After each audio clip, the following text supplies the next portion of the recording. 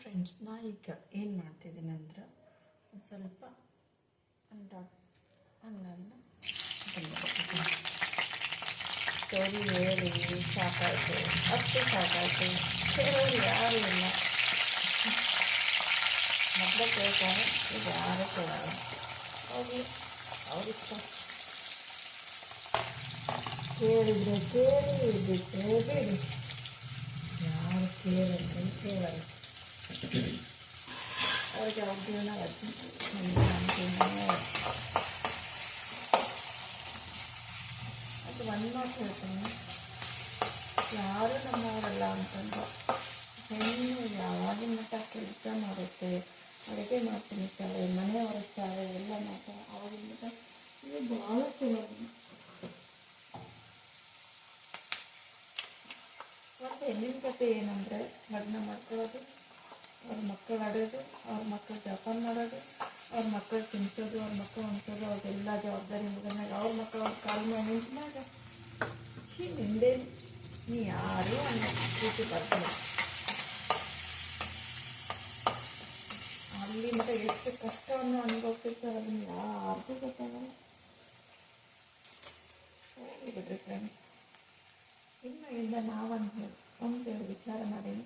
ನಾನು ನಿಮಗೆ ನನ್ನ ಮಾತುಗಳನ್ನು ಶೇರ್ ಮಾಡ್ಕೊತಿರ್ಬೇಕಂತ.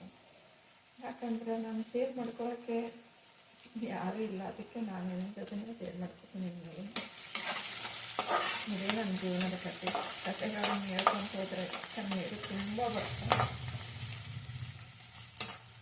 ನೋಡಿರಿ, ಕಣ್ಣೀರು ಯಾವ್ದಾದ್ರು ಗ್ಲಿಸಿನ ಹಾಕೊಂಡು ಬರ್ತಾ ನನಗೆ ಹಂಗೆ ಬರ್ತಾವಲ್ಲ, ಧಾರೆ ಆಗಿ ಅದೇ ಬೆಸ್ಟ್. ಇದರಲ್ಲಿ ನೋಡಿ, ಮೊದಲೇ ಉಳ್ಳಾಗಡ್ಡೆ ಹಾಕಿದ್ದೀನಿ, ಮತ್ತು ಹಸಿಮೆಣಸಿನ್ಕಾಯಿ ಹಾಕಿದ್ದೀನಿ, ಕರಿಬೇವು ಹಾಕಿದ್ದೀನಿ, ಆಮೇಲೆ ಒಂದು ಸ್ವಲ್ಪ ಇದು ಬಟಾಟೆ ಹಾಕ್ತೀನಿ. ಬಟಾಟೆ ಫ್ರೈ ಮಾಡ್ಕೊಂಡು ಆಡೋಕ್ಕೆಲ್ಲ ತಂದೆ ಕೊಡುಸು ಸೀರೆ ಬಂದು ಕೊಡುಸು ಸೀರೆ ಬಂದ ಹೋಗುವರದೆ ತಾಯಿ ಕೊಡುಸು ಸೀರೆ ತಾಯಿಯಾಗುವರಗೆ. ಯಾರು ಕೊಡ್ಸಿದ್ರು 2 ದಿನಕ್ಕೆ ಸೀರೆ, 2 ದಿನ ಉಟ್ಕೊಳ್ಳೋದು, ಆಮೇಲೆ ಕಲರ್ ಹೋಗುತ್ತೆ, ಹೋಗಿಬಿಡೋದು. ತಾಯಿ ಕೊಡಿಸ್ಲಿ, ಬಂದು ಕೊಡಿಸ್ಲಿ, ಬಳ ಕೊಡಿಸ್ಲಿ, ಫ್ರೆಂಡ್ ಕೊಡಲಿ, ಯಾರು ಕೊಡಲಿ, ಯಾವ ಸೀರೆನೂ ಜಾಸ್ತಿ ಆಚೆ ಬರಲ್ಲ. ಅವ್ರೇನು 20,000 ಸೀರೆ ಕೊಡ್ತಾರ? 100, 200, 200, 300, 400, 500 ರೂಪಾಯಿ ಸೀರೆ. ಯಾಕೆ ಸೀರೆ ಆಡ್ ಮಾಡಿದ್ದಾರೆ, ಓಕೆ. ಯಾರು ಬೇಕಾದರೂ ಕೊಡ್ತಿದ್ರು. ಕಲರ್ ಇರೋ ಮಟ್ಟ ನೋಡೋದು, ಹಾಕೊಳ್ಳೋದು, ಇಲ್ಲ ಅಂದರೆ ಸೀರೆನೇ. ಒಂದು ಮಾತು ಇಲ್ಲ ಫ್ರೆಂಡ್ಸ್, ಜೀವನದಾಗ ಹೇಳ್ತಾರೆ ಯಾವಾಗಲೂ ಹೆಣ್ಮಕ್ಳು ತಮ್ಮಗಾಗಿ ದುಡಿಬೇಕು, ತಮ್ಮಗಾಗಿ ನೋಡ್ಕೋಬೇಕು. ಅದು ಕರೆಕ್ಟ್ ಅನಿಸ್ತೈತಿ. ಸಣ್ಣ ಓದಿ ಚೆನ್ನಾಗಿ ಅಭ್ಯಾಸ ಮಾಡ್ಕೊಂಡು ಚೆನ್ನಾಗೆಲ್ಲ ನೌಕರಿ ತೊಗೊಂಡಿದ್ರೆ ಯಾರಿಗೂ ಕೈ ಒಡ್ಬೇಕು. ಈಗೇನಾಗುತ್ತೆ, ಕಲಿಲ್ಲ ಅಂದರೆ ಕೈ ಒಡ್ಬೇಕು. ಕೈ ಒಡ್ಡಿ ಅವ್ರಿಗೆ ಏನು ಹೇಳ್ತಾರೋ ಕೆಲಸ ಮಾಡಬೇಕು. ಮನೆಯಲ್ಲಿ ಅವ್ರು ಬಾಳೆ ತಿಂತಿದ್ರೆ ಒಂದು ತಿಂದಿರಬೇಕು. ಅದಕ್ಕೆ ಯಾವಾಗ ಒಂದು ನೋಡೋದು, ನಿಮ್ಮ ಮಕ್ಕಳು ಚೆನ್ನಾಗಿ ಸಾಲಿ ಕಲಿಸ್ಬೇಕು, ನೌಕರಿ ಮಾಡಿಸ್ಬೇಕು. ಯಾರು ಸಾಲಿ ಕಲಿಯೋದಿಲ್ಲ, ಓದೋದಿಲ್ಲ, ಬರೋದಿಲ್ಲ, ಇದನ್ನೆಲ್ಲ ಕೈ ಒಡ್ಬೇಕು. ತಮಗೆ ಬೇಕಾಗಿದೆ ಕಾಪಿನಿಂದ, ತಮಗೆ ಬೇಕಾಗಿದೆ ತಮಗೆ ಬೇಕಾಗಿದೆ ಅದೇನೇ ಅವರು ಹೆಣ್ಣು ಮಕ್ಕಳು. ಅದಕ್ಕೆ ಇದೇನು ಹೇಳ್ತಿದ್ರು, ಹೆಣ್ಣು ಹುಟ್ಟಿದ್ರೆ ಒಂದು ಹುಟ್ಟದಂಗಂತ. ಇದಿಷ್ಟು ಆದಮೇಲೆ ಆಮೇಲೆ ಏನು ಮಾಡೋದಂದರೆ ಒಂದು ಸ್ವಲ್ಪ ಕತ್ತೆ ಹಾಕ್ತಾ ಇದ್ದೀನಿ.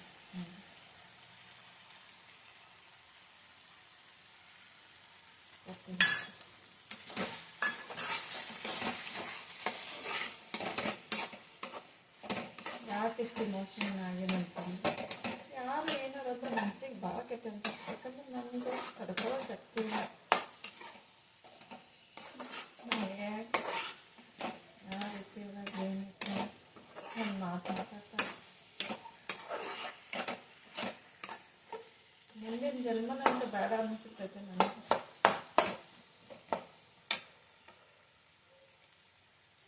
ಜೀವನ ಬೇಸರವಾಗಿದೆ ನನಗೆ,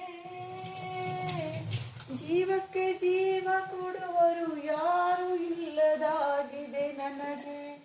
ಜೀವನ ಬೇಸರವಾಗಿದೆ ನನಗೆ, ಜೀವಕ್ಕೆ ಜೀವ ಕೊಡುವರು ನನಗೆ ಯಾರು ಇಲ್ಲ ಎನಿಸಿದೆ ನನಗೆ.